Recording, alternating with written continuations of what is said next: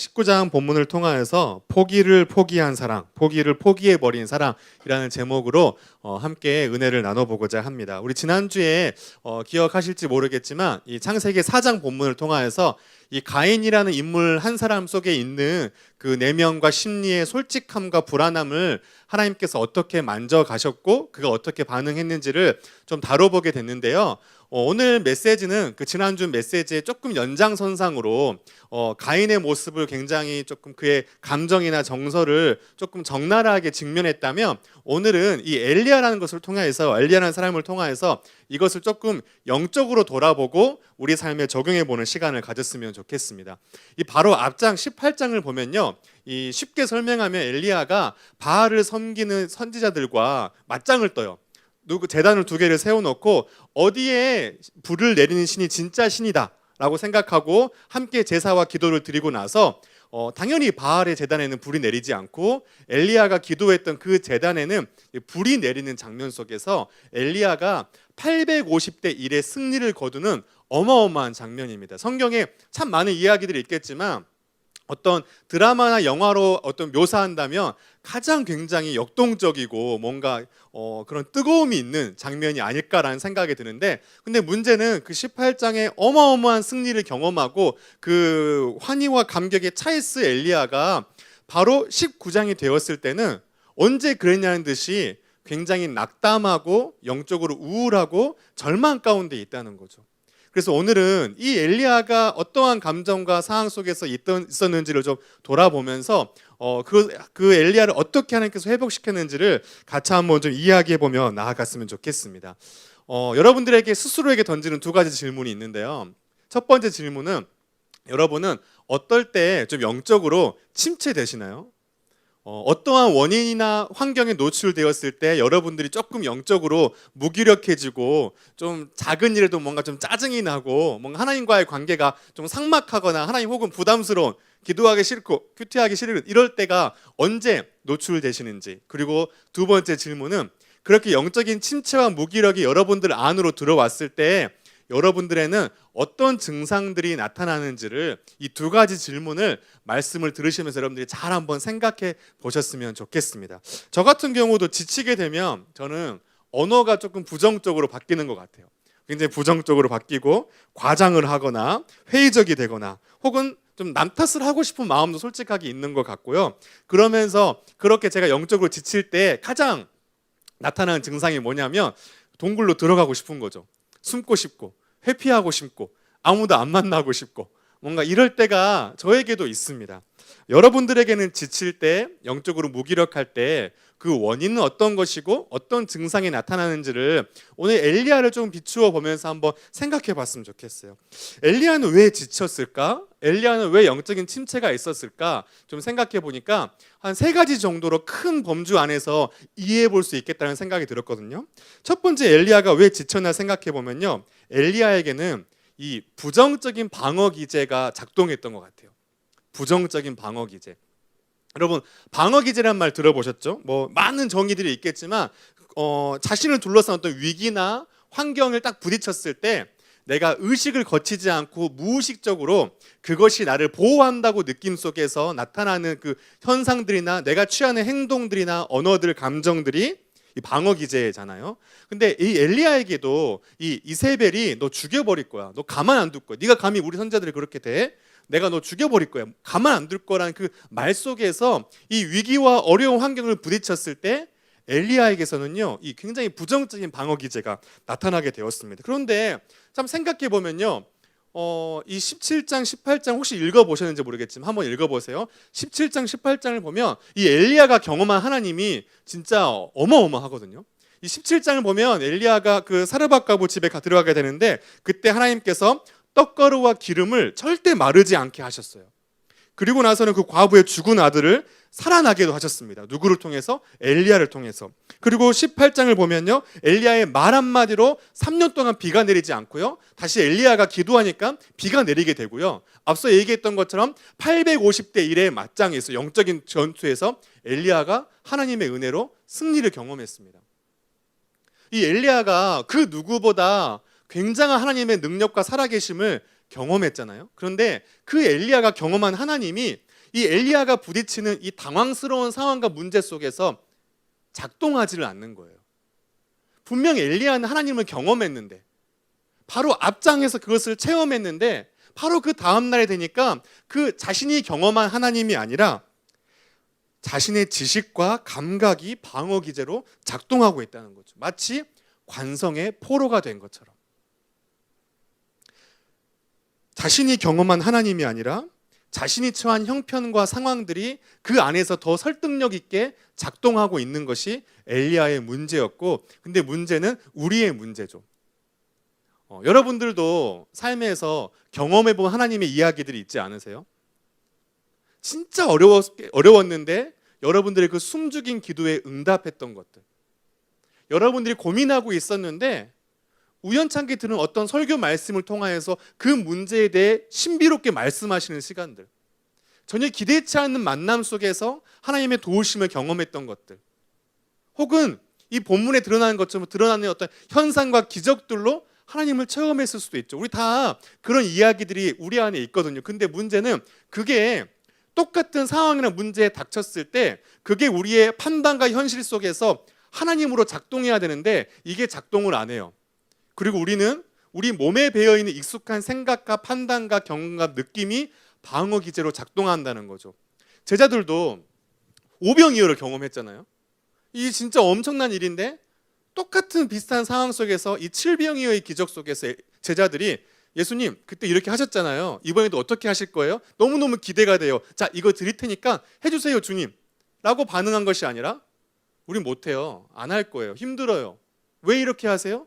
라고 했잖아요. 근데 이게 우리의 영적인 민낯이라는 거죠.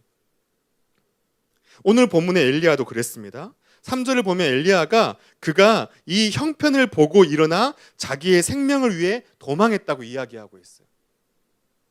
여기서 중요하게 보고 싶은 것은 뭐냐면 엘리야가 자기를 둘러싼 형편을 보았다는 거죠. 물론 이 단어가 이 육체적인 눈으로 본 것일 수도 있지만 이 단어를 보면 조망하다, 숙고하다 이런 의미가 쓰였거든요. 다시 말해서 지금 엘리야는요, 자신이 경험한 하나님께 믿음의 시선이 고정되어 있는 것이 아니라 눈앞의 상황이 그 자신 안에 있는 하나님, 자신이 경험했던 하나님을 어떻게 해버린 거예요? 삼켜버린 거예요.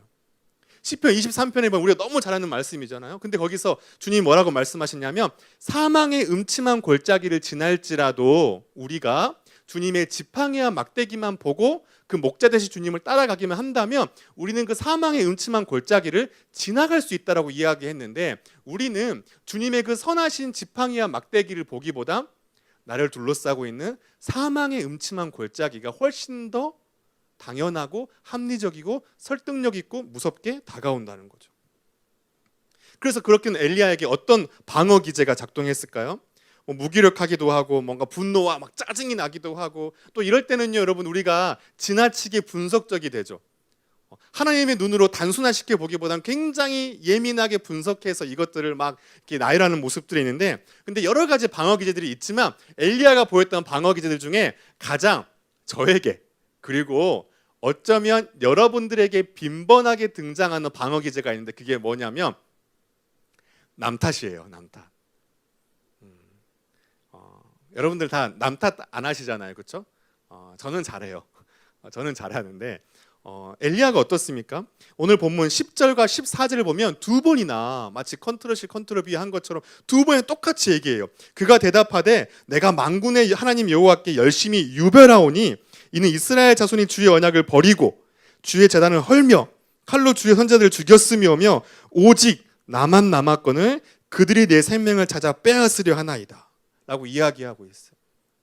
엘리야는 지금의 처한 상황 속에서 이것을 하나님께 묻고 자신이 결론 내리는 것이 아니라 하나님이 결론을 내리시도록 내어드리는 것이 아니라 이스라엘 백성들이 다 배교하고 이 사람들이 선지자들을 죽이고 아무도 나를 도와주지 않아서 내가 지금 이런 위기에 노출되었다라고 생각하면서 남 탓을 두 번이나 반복하고 있다는 거죠. 여러분 잘 한번 생각해 보세요. 여러분 관계나 어떤 직장이나 어떤 삶에서 부딪혔을 때, 어려움을 닥쳤을 때 우리가 가장 익숙하게 나오는 죄인의 첫 번째 방어 기제가 남 탓이에요. 아담도 탓을 했잖아요. 아담도 선악과의 문제 속에서 자신의 아내 탓을 하면서 책임을 전가하는 모습이 있지 않았습니까? 근데 우리가 이 남 탓하는 게 엘리야에게서 보일 수 있는 이 방어 기제예요. 이 부정적인 방어 기제가 우리 안에 작동하면 작동할수록 우리의 삶은 영적인 침체로 간다는 거죠. 그러면 엘리야가 어떤 방어 기제로 갔으면 이런 일이 안 일어났을까요? 저는 생각해 보면요, 엘리야나 우리 모두가 이 순간에 당연하게 나타나야 될 방어 기제가 뭐냐면 주님의 말씀을 기다리는 거예요. 여러분, 열왕기상 17장 18장을 제가 계속 말씀드리는데 17장 18장을 보면 엘리야는요, 한 번도 자신의 기질이나 자신의 어떤 감각이나 자신의 느낌이나 판단으로 움직이지 않고 주님의 말씀을 기다렸다가 주님의 음성에 따라 모든 것을 행동했어요. 그런데 이상하게 19장에 와서 엘리야는요, 이세벨의 위협 속에서 주님께 질문을 한다거나 혹은 주님이 이 상황 속에서 자기에게 어떻게 말씀하실지 그 말씀을 기다리기보다 자신의 기질과 감각과 당장에 느껴지는 방어 기제로 먼저 이것을 반응하고 있는 모습이 보인다는 거죠.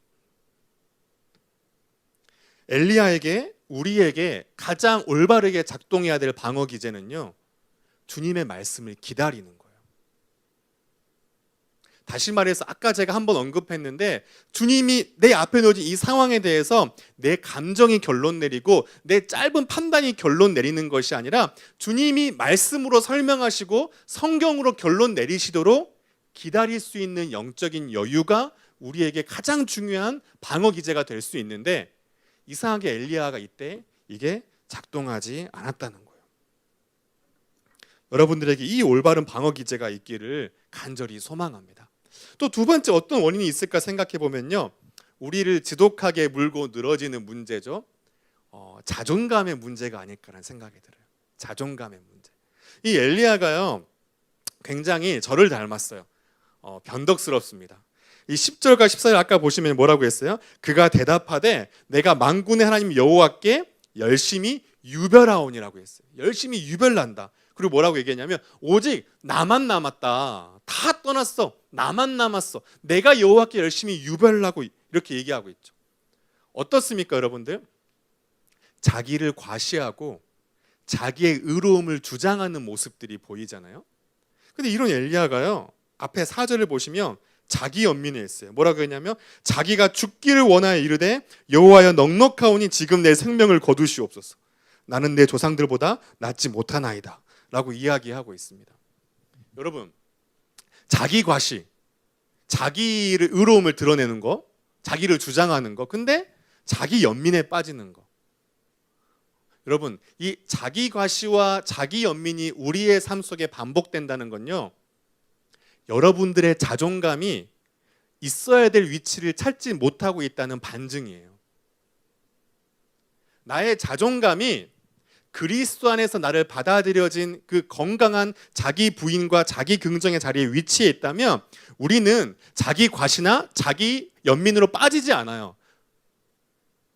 그리스도께 나를 받아들인 방식으로 나를 용납하고 사랑하기 때문에 나의 연약함에 대해서는 부인하고 하나님이 지으신 하나님의 형상된 나의 모습 때문에 긍정하는 이 건강한 자기 긍정과 자기 부정의 자리에 내 자존감이 위치해 있으면요, 절대 자기 과시와 자기 연민으로 왔다 갔다 하지 않는다고요. 그런데 내 자존감이 거기에 위치해 있지 않고 내 모습이나 내 상황이나 사람들의 말에 왔다 갔다 하게 되면요, 우리는 이 과시와 연민을 계속해서 반복한다는 거죠. 문제는 이게 우리의 하루 아니에요, 하루. 인생도 아니에요, 하루예요, 하루. 아침에는 이랬다가 점심에는 또 다르게 했다가 저녁에는 이렇게 오는 우리의 모습들이 어디에 있냐면 자존감의 문제라는 거죠. 낮은 자존감. 낮은 자존감이 드러나면요, 이 엘리야 같은 모습이 나옵니다. 비교에 빠지죠. 아까 얘기했던 것처럼 나는 내 조상들보다 낫지 못하다. 비교하는 거죠. 열등감에 빠지고 확대 해석합니다. 오직 나만 남았다. 근데 이거 여러분 굉장히 확대 해석인 거 아세요? 왜냐하면 엘리야는 알았거든요. 그 18장을 보면요, 엘리야는요, 하나님께서 성경에서 유일하게 여호와를 지극히 경외하는 사람이라고, 지극히 경외한다고 표현을 받은 오바다를 엘리야가 만나요. 그리고요, 그 하나님께 뭐라고 말씀하셨냐면 바알에게 무릎 꿇지 않은 7천을 남겼다고 얘기했어요. 물론 엘리야가 그 7천을 알았는지 몰랐는지는 우리가 확인할 수 없지만 문제는 하나님이 말씀하셨고 엘리야는 만났어요. 그런 믿음의 사람들이 남아있는 걸. 근데 엘리야는 뭐라고 하냐면 다 떠났어요. 아무도 있지 않아요. 나만 남았어요. 라고 자신의 상황을 비약적으로 과장하고 부정적으로 확대 해석하고 있죠. 또 이 낮은 자존감의 문제가 드러나는 건 뭔지 아세요? 이 말 한마디에 굉장히 예민하다는 거예요.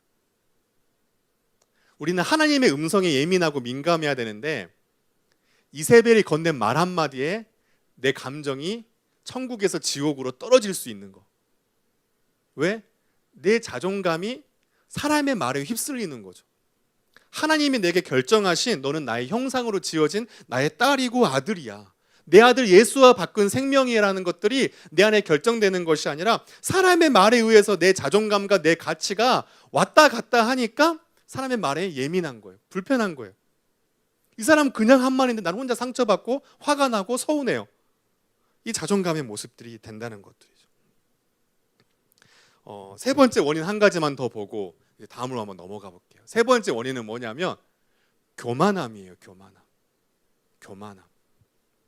자, 여러분 한번 생각해 볼까요? 엘리야는 왜 분노하고 왜 낙심했을까요? 사실 제가 엘리야라고 제 감정을 대입해보면 이랬을 거예요. 내가 열왕기상 18장에 믿음을 걸고 850대 1로 싸워서 이겼어요. 그러면 이런 일들이 일어나야 되지 않을까요?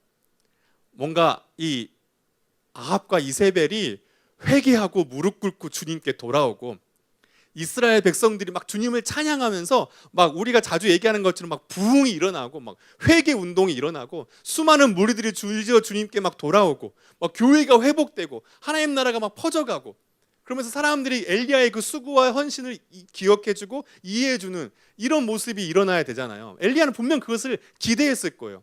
엘리야가 마음에 품은 생각과 그림과 전제 속에서는 내가 이렇게 했으니까 당연히 이런 결과가 있어야 돼라고 마음속에 전제되었을 텐데 문제는 하나님이 그 전제대로 허락하지 않으신 거죠.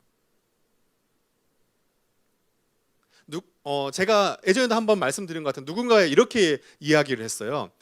우리가 낙심하는 이유는 하나님의 뜻이 좌절돼서 낙심하는 것이 아니라 하나님의 뜻이라고 스스로 주장하고 있던 내 계획, 내 생각, 내 전제가 무너졌을 때 내 마음이 무너짐으로 낙심이 일어난다는 거예요.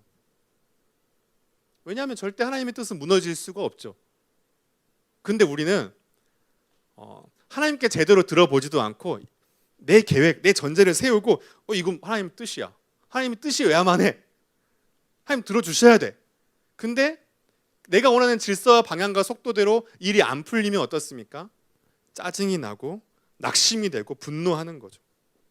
사실은 자신의 생각과 마음을 집어넣은 인위적인 하나님의 뜻인데 그것이 이루어지지 않으면 우리는 마음이 무너진다는 거예요. 여러분, 우리가 쉽게 교만하다고 생각하면 뭔가 남과의 관계에서 나는 너보다 우월해, 너보다 내가 훨씬 더 나아, 탁월해 이런 느낌으로 주로 생각할 때가 있는데 진짜 하나님 앞에 교만한 것은 뭐냐면요, 하나님의 생각, 하나님의 계획, 하나님의 그림보다 내 계획, 내 생각, 내 그림, 내 전제를 앞세우는 게 성경적인 교만이에요. 나는 저 사람보다 믿음이 나아, 나는 저 사람보다 신앙생활이 훌륭해, 난 저 사람보다 업무 능력이 탁월해, 이런 비교에서의 교만도 교만이지만 내 생각이 무조건 옳고 내 판단대로 이루어져야 되고 그것을 이루어지지 않는 하나님은 잘못되고 서운한 것이라고 생각하는 게 성경적인 교만이라는 거죠. 그렇다면 여러분들은 교만하십니까? 겸손하십니까? 너무 돌직구 같은 질문이 될 수 있죠. 근데 우리는 신앙생활이라는 건 날마다 내 생각을 깨트리는 거예요. 내 그림을 지우는 거예요. 내 전제를 무너뜨리는 거예요. 왜? 내 계획과 내 생각이 아니라 하나님의 생각이 내 안에 들어갈 수 있도록. 그것이 우리에게 굉장히 중요하다는 거죠. 몇 가지 원인들을 드렸고 그 원인 속에 또 파생되어지는 것들을 여러분들에게 좀 나눴는데 여러분들에게는 혹시 엘리야와 공통되는 부분들이 어떤 것들이 있는지 한번 궁금한데요. 이렇게 영적인 침체가 오면 엘리야는 어떤 상태가 있었을까? 좀 짧게 한번 생각해 볼게요. 아까 저는 제가 영적인 침체가 오면 언어가 부정적으로 변하고 뭔가 좀 말도 좀 까칠스럽게 하고 동굴로 숨고 싶고 이랬다고 했잖아요. 엘리야는 어떤 모습이었을까 생각해 보면요. 첫 번째, 엘리야가 인생에서 그 방황의 시간을 거치면서 어디 나무 밑에 엘리야가 숨었죠? 로뎀 나무 밑에 숨었다고 했어요. 로뎀 나무. 근데 우리가 흔히 생각해 보면 로뎀 나무 하면 또 조금 그럴 수 있지만 어떤 뭐 교회들이나 어떤 기독교 단체에서 하는 뭐 카페나 이런 보면은 로뎀 나무 카페 이런 거 되게 많거든요. 그러면 곳 가면은 늘 장식이 굉장히 거의 푸른 나무예요. 푸르고 푸르게 너무 산뜻하고 막 이렇게 뭐 정원 같고 막 이런 느낌이 있잖아요. 근데 우리는 흔히 생각했을 때 엘리야가 로뎀 나무 밑에서 쉬었고 하나님이 그를 찾아오셨다 생각하니까 뭔가 굉장히 푸른 상록수에 엘리야가 쉼을 누렸을 거라는 생각이 드는데, 혹시 화면에 나오나요? 그 사진이 하나 있을 텐데 실제 로뎀 나무 모습이 어떤 모습이냐면요. 사실 한번 화면에 한번 띄워주세요. 있을 거. 네, 이 모습이에요. 아까 사진 나왔나요? 네, 이게 실제 로뎀 나무예요. 여러분, 로뎀 나무는 엄청 막 푸르고 막 이런 나무가 아니라 이스라엘 지역에서 로뎀 나무는 진짜 별명이 빗자루, 시궁창 이런 뜻이에요. 이거는요, 엘리야가 쉬었다기보다는 그의 인생에 실제로 로뎀 나무 밑에 앉았다는 것은 이스라엘 사람들에게 상징적인 표현인데 어떤 표현이냐면 인생의 가장 밑바닥에 내려앉았다라는 의미래요. 그래서 여러분 혹시 뭐 로뎀 나무 카페 이런 데 가셨을 때 그런 거 생각하시면 안 돼요. 네. 근데 이게 엘리야의 지금의 존재인 거죠. 인생의 가장 밑바닥으로. 그럼 하나님을 찾아야 되잖아요. 하나님을 찾고 구해야 되잖아요. 근데 우리가 오늘 본문에서 엘리야가 그 하나님의 산 호렙으로 가는데 브엘세바에서 하나님의 산으로 가는데 며칠이 걸렸다고 혹시 성경 아까 나왔나요? 40주 40이야. 40일이 걸렸다고 이야기하고 있어요. 뭔가 우리가 딱 생각해 보면 야, 성경은 역시 40일.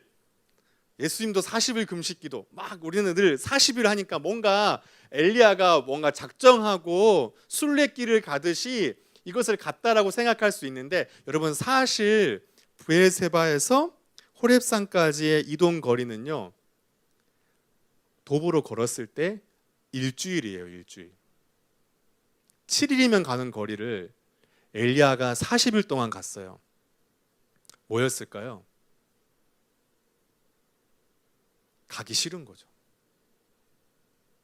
머리로는 하나님을 찾아야 된다고 생각하지만 내 감정은 하나님 찾기 싫은 거죠. 하나님 저한테 왜 이러실까? 꼭 이래야만 하나? 내 머릿속으로는 기도해야 한다는 거, 회개해야 한다는 거 아는데 사실 내 마음이 작동하지 않는 거죠. 그래서 하나님도 싫고 이스라엘 백성도 싫고 자기에게 주어진 선지자의 사명은 더 싫고, 그래서 하나님 만나는 거 불편한데 자꾸 막 목회자들 막 정원지기들은 너 기도해야 돼, 너 또 돌아와야 돼 막 하는데 머리로는 알겠는데 싫고 불편하고 부담스럽고 이런 방황의 시간들인 거죠. 그 시간의 끝에 엘리야는 어디로 들어가냐면 9절에 보시면 동굴 속으로 들어간다고 했어요. 마치 제가 그랬던 것처럼 동굴 속으로, 깊은 동굴 속으로. 우리도 이렇게 뭔가 영적으로 안 좋을 때, 심정 안 좋을 때 잠수 탄다, 뭐 굴 속에 들어갔다 이런 말 많이 하잖아요. 숨어 들어갔다. 지금 엘리야가 그런 상태인 거예요. 그럼 이제 우리가 한번 이야기의 결론으로 한번 가보겠습니다. 여기서 끝내면 우울하잖아요. 그럼 하나님께서 엘리야를 어떻게 회복시키시고 또 어떻게 회복하기를 원하시는지를 좀 이야기를 한번 해봤으면 좋겠습니다. 첫 번째인데요, 엘리야를 회복시킬 때 하나님께 주셨던 메시지 첫 번째는 원하지 않는 삶의 방식으로 기꺼이 들어가기입니다. 원하지 않는 삶의 방식으로 기꺼이 들어가기. 무슨 말이냐면요, 여러분들은 신앙이 성숙했다라고 생각해 보면 어떤 이미지가 떠오르세요? 신앙이 성숙했다. 여러 가지 이미지들이 떠오를 수가 있죠. 지금 여기를 함께 예배하고 있는 모든 분들의 머릿속에 신앙의 성숙은 이런 거야 라는 것들이 다 있을 것이고 그게 다 정답일 건데요. 근데 제가 대학생 때 읽었던 책 중에 헨리 나우엔이 사람이 쓴 예수님의 이름으로라는 책이 있어요. 근데 그 헨리 나우엔이 신앙의 성숙은 이런 거라고 정의한 게 있는데 저는 그게 잊혀지지가 않아요. 헨리 나우엔 신앙의 성숙을 뭐라고 정의했냐면요, 성숙이라는 것은 자신이 가고 싶지 않은 곳으로 기꺼이 이끌려갈 수 있는 능력이다. 다시 말해서 자신이 원하지 않는 삶의 방식으로 들어갈 수 있는 것이 성숙이다라는 거예요. 자신이 가고 싶지 않은 곳으로 기꺼이 갈 수 있고 자신이 원하지 않는 삶의 방식으로 들어갈 수 있는 것. 우리는요, 내가 원하는 방식으로 내 삶을 주관하고 통제하고 싶은 욕구가 굉장히 강합니다.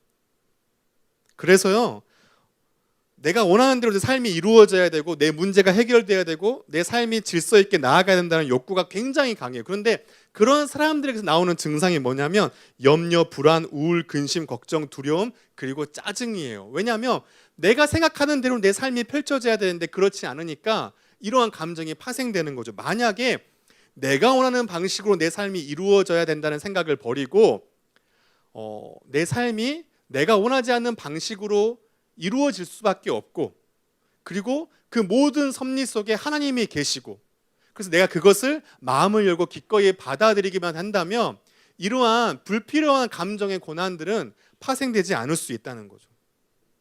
다 모든 게 내가 내 삶을 스스로 주관하고 통제하고 모든 상황이 내가 원하는 방향으로 이루어지기를 원하는 마음이 있기 때문에 이런 불안함이 파생되는 거예요. 이게 강하면요, 이게 강한 사람들은요, 가까이 있는 주변 사람들의 감정까지 통제하고 싶어요. 배우자나 자녀들이나 가정 속에서 이 사람의 상황이나 감정까지도 통제해버리고 싶은 욕구가 강합니다. 왜? 내가 원하는 대로 내 삶이 됐으면 좋겠으니까. 근데 여러분, 이러한 사람의 끝판왕이 뭔지 아세요? 스스로 내 삶을 주관하고 통제하고 싶은 사람들이 보이는 반응의 끝판왕이 뭐냐면 책임 회피예요.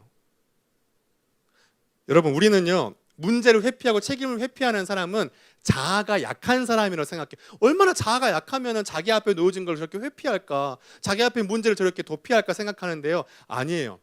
문제를 회피하고 책임을 회피하는 사람은요, 역발상으로 자아가 무척 강한 사람이에요. 왜냐면요, 내가 이것을 통제하고 주관하고 내가 원하는 대로 삶이 이루어져야 되는데 그렇게 될 것 같지 않으니까 나오는 반응이 회피인 거거든요. 문제를 회피하고 책임을 회피하는 건요, 자아가 약한 사람, 강한 사람이에요. 강한 사람. 이런 현상이 우리에게 매우 많습니다.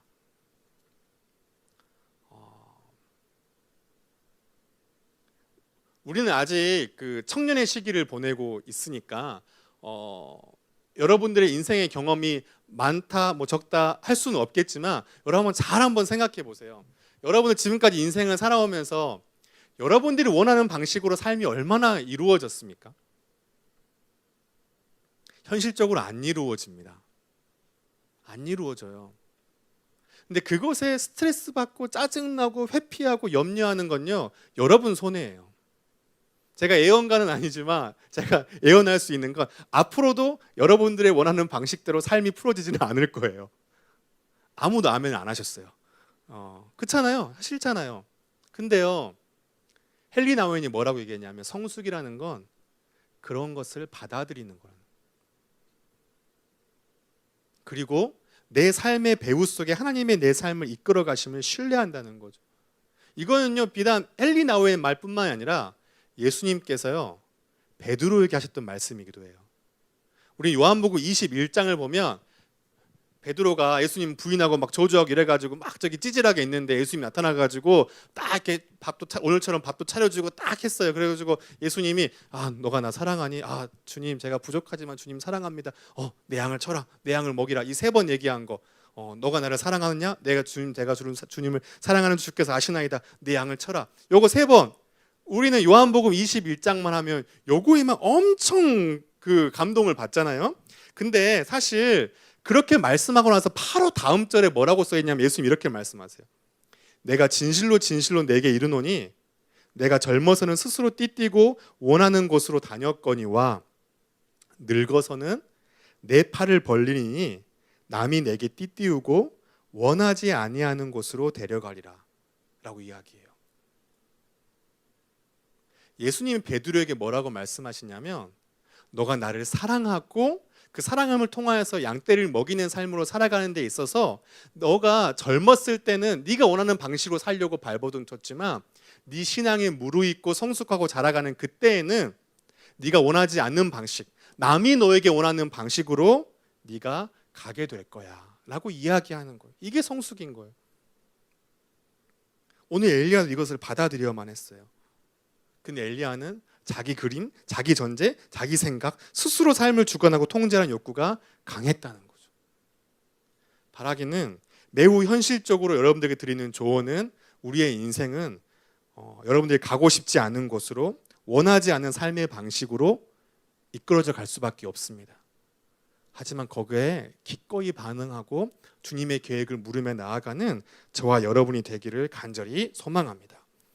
또 하나의 회복의 과정이 있어요. 그게 뭐냐면 두 번째는 넘어짐의 유익, 나를 향한 하나님의 소명입니다. 넘어짐의 유익, 나를 향한 하나님의 소명. 여러분 우리가 엘리야도 넘어졌잖아요.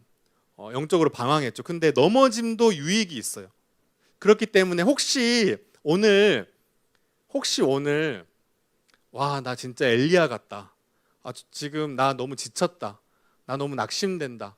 나 진짜 저 앞에 설교하는 사람 말처럼 하나님께 돌아가야 되지만 돌아가기 싫다 하시는 분들은요, 여러분들의 넘어짐과 침체를 용납해 주시길 바랍니다. 왜냐하면 넘어지면 굉장한 유익이 있거든요. 왠지 아세요? 여러분 넘어져 봐요. 넘어지기 전에는요, 우리는 끊임없이 내 외부 세계의 확장에만 관심이 있거든요. 그런데요, 사람이 넘어져야 자기 내부를 성찰할 수 있어요. 예수님이 빛으로 오셨잖아요. 예수님의 빛이 얼마나 찬란하고 아름답고 위대한 빛인 줄 알려면요, 내 영혼이 얼마나 어두운 밤 가운데 노출되어 있고 내 안에 있는 어둠이 얼마나 짙은지 깨달아야 그 빛이 보이는 거예요. 이럴 때 여러분들 넘어짐은 부정적으로 죄악시할 만한 이유는 아닙니다. 용납하고 받아들일 수 있어야 돼. 그런데 넘어짐에 여러 가지 유익이 있지만 가장 중요한 유익이 하나 있다고 생각해요. 그게 뭐냐면 우리가 넘어졌을 때 하나님은 우리에게 소명을 주신다는 거예요. 여러분, 제 말이 진짜인지 거짓말인지 오늘 한번, 그럴 일은 없겠지만 성경을 한번 찾아보시겠어요?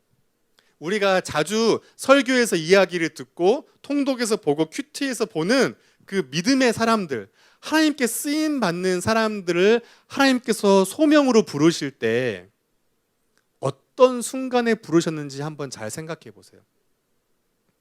제가 성경을 다 한다고 이야기할 수 없지만 적어도 제가 지금 가지고 있는 성경을 읽는 경험의 폭에서 이야기해 보면요, 단 한 사람도요 영혼이 엄청 막 이럴 때 막 빛이 나고 막 성령 충만하고 막 가슴이 막 뛰고 내가 지금 세상을 내가 복음으로 확 뒤집는다, 막 한국교회 내가 책임진다, 막 이런 사람 상태일 때 하나님께서 부르신 경우가 제가 생각했을 때는 없어요. 하나님은 대부분 소명으로 부르실 때, 역사하실 때 언제 부르시는지 아세요? 제 영혼이 건기일 때, 메마르고 이유 모를 건조함이 있고 끝없는 질문이 있고 하나님에 대한 목마름과 갈등이 반복될 때 하나님은 부르세요. 하나님은요, 모세를요 예굽의 왕자로 그가 가장 자기의 의욕과 열정이 충만할 때 부르신 것이 아니라 그 힘이 다 풀리고 영혼의 건조한 시기를 겪을 때 출애굽의 리더로 소명을 주셨어요. 여러분 왜 그럴까 생각해 보셨어요? 왜 그러냐면요, 내 상태가 좋으면 말씀이 안 들리거든요. 내 상태가 좋으면요, 하나님 말보다 내 내부에서 듣는 내 이야기가 더 매력적이거든요. 그런데요, 영혼의 건기를 보내게 되면 너무나 익숙해서 기대감 없이 들어왔던 그 말씀이 마침내 내 삶의 사건으로 부딪히는 경험들이 쌓여요. 특별히 어떻게 쌓이냐면 그때 주님은 소명을 주세요. 성경의 인물들 중에 제 성경 읽기의 경험의 폭 속에서 생각해보면 단 한 영혼도 그냥 하나님께서 부르신 적이 없어요. 영혼의 건기일 때, 메마를 때, 이때 부르신다는 거죠. 오늘 본문 엘리야도 그랬지 않습니까? 사실 우리는 17장부터 이 19장까지의 엘리야의 이야기에만 주목하지만 제가 생각했을 때 엘리야의 진짜 사명과 부르심은 20장부터였어요.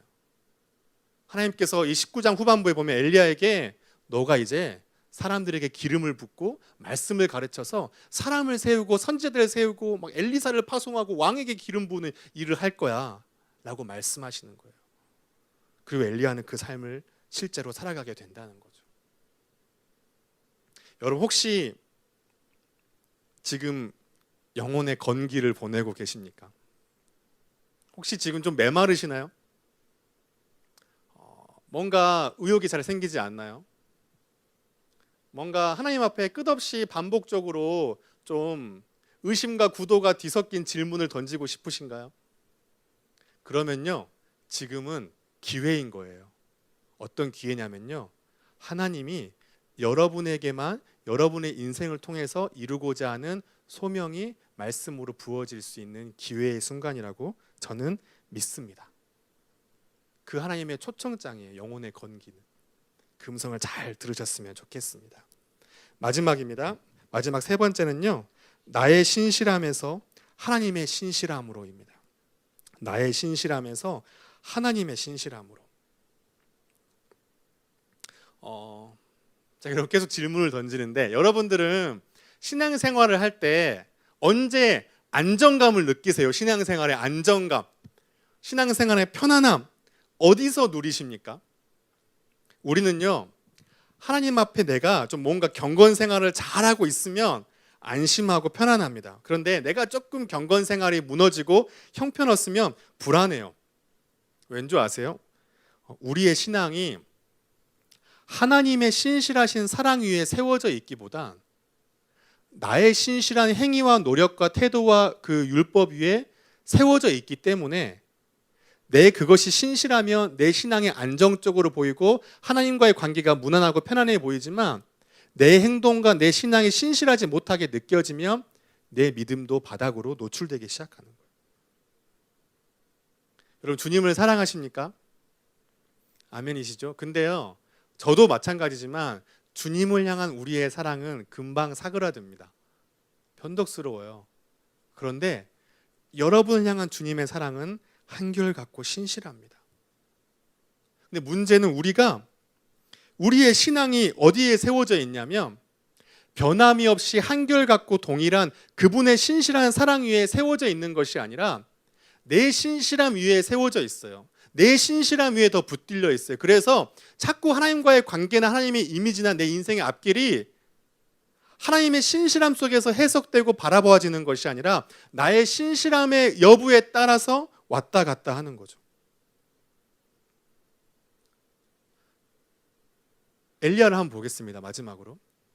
앞서 얘기했던 것처럼 17장, 18장의 엘리야는 대단했습니다.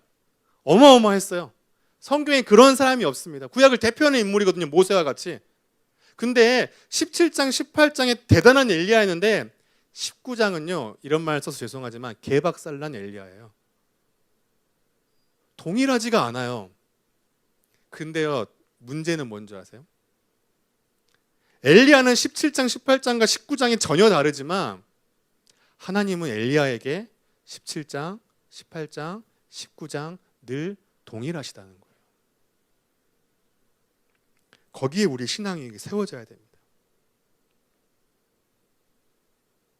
하나님이요, 오늘 본문에서 어떻게 했죠? 엘리야 찾아가지고 너가 그래서 무너졌어. 너 이렇게 잘못했어. 막 훈계하고 막 가르치고 막 이렇게 회개를 촉구하고 너 그렇게 하면 안 돼. 빨리 안 가니 막 하신 것이 아니라 하나님은요, 이 엘리야의 닫혀 있는 마음속으로 들어오셔서 그의 고통과 절망과 아픔에 함께 하셨어요. 어떻게 했죠? 다독이시고 맛있게 먹이시고 또 재우시고. 근데 엘리야가 또 방황하니까 또 본문에 뭐라고 써 있어요? 또 다시 와서 엘리야에 그렇게 하셨어요.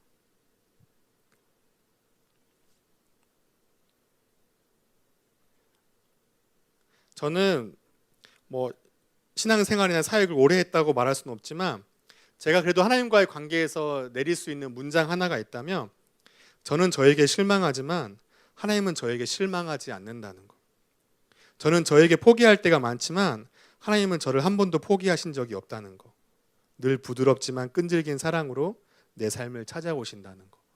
그게 제가 제 짧은 신앙생활과 사역에서 내릴 수 있는 한 문장의 결론입니다.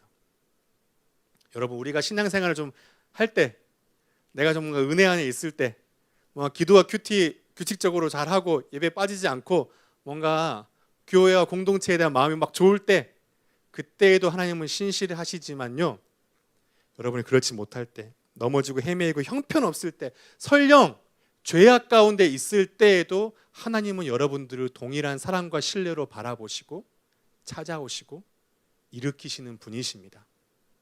그 하나님의 신실함 때문에 우리가 돌아갈 수 있는 용기가 생기는 거예요. 신앙은 절대 나의 신실함이 아니라 하나님의 신실함 위에 세워야 가야 됩니다. 프랜시스 톰슨이라는 사람이 쓴 천국의 사냥개라는 책이 있습니다. 제가 여러분들에게 몇 번 소개했던 것 같은데 이 프랜시스 톰슨도 굉장히 그 젊은 시절에 인생의 방황과 우울함과 하나님을 떠난 회의와 의심과 이 돌이킴이 너무 많았어요. 그래가지고 그가 이렇게 돌이켰었는데 그를 다루고 가시고 만지시고 회복시키신 하나님을 그가 경험하고 나서 그 하나님을 뭐라고 표현했냐면 천국의 사냥개라고 표현했어요. 왜냐하면 여러분, 사냥개는 딱 그 대상이 정해지면 어떻게든 끝까지 찾아가서 그 대상을 만나잖아요. 물고 늘어지잖아요.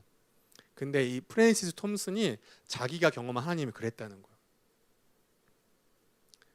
내가 어디로 숨든 어디서 방황하든 하나님에 대해 어떻게 말하고 어떻게 생각하고 있든지 간에 하나님은 나를 언제 어디서나 끈질기게 그렇지만 부드럽고 은혜롭게 찾아오셔서 마침내 나를 회복시키신 주님이다 라는 것들이죠.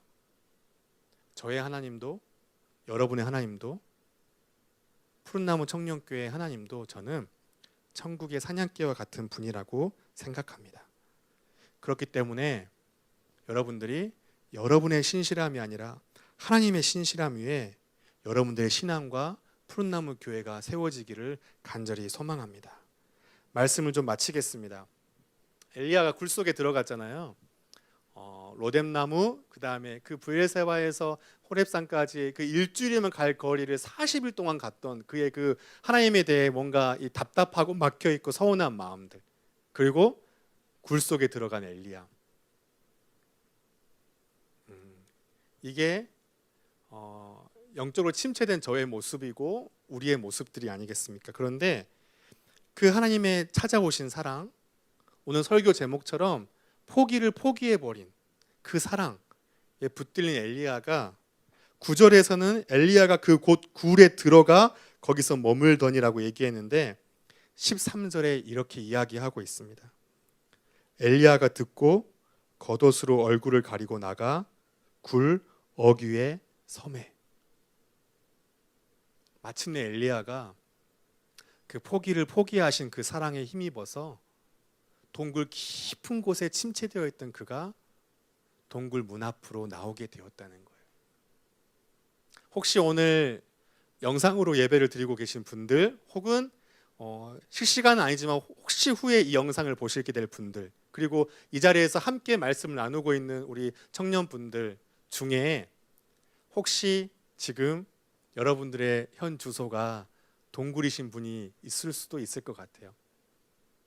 그런데 하나님께서 여러분 한 사람 한 사람을 그 또다시 찾아가시는 그 끈질긴, 그 신실한, 그 천국의 사냥개와 같은 포기를 포기하신 그 사랑으로 부디 여러분들을 다시 동굴 안에서 동굴 문 앞으로 이끌어내어 주시기를 저도 기도하고 간절히 축복하겠습니다.